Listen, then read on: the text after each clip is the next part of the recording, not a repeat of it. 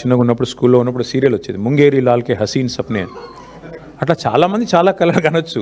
Brother ఇగో ఇంకోటి కూడా చెప్తున్నా, ఈ రాష్ట్రంలో రేవంత్ రెడ్డి ముఖం చూసి ఎవరు ఓటు వేయలేదు. ఆయన ముఖ్యమంత్రి కావాలని ఓటు వేయలే ఎవరు.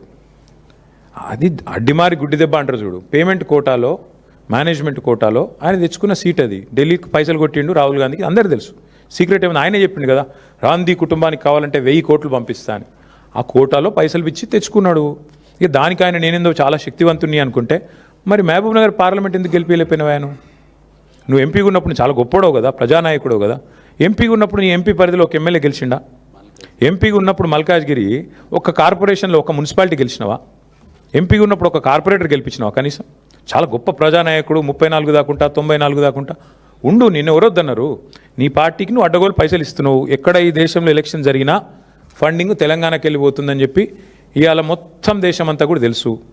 ఇక మీ బీజేపీ మిత్రులు నేను పట్టుకోరు, ఎందుకంటే వాళ్ళకు నీకు అట్లాంటి మంచి ఫెవికాల్ బంధం ఉంది. ఆర్ఎస్ బ్రదర్సు మిగతా వాళ్ళంతా కలిసికట్టుగా నడుస్తున్నారు కాబట్టి మీకు ఆ బంధం ఉంది. మాకు అభ్యంతరం లేదు. అల్టిమేట్గా రేవంత్ రెడ్డి గారైనా ఇంకోరైనా కళలు ఎన్నైనా కనొచ్చు. కలాం గారు చెప్పారు కదా, కళలు కనండి, కథలు చెప్పకండి.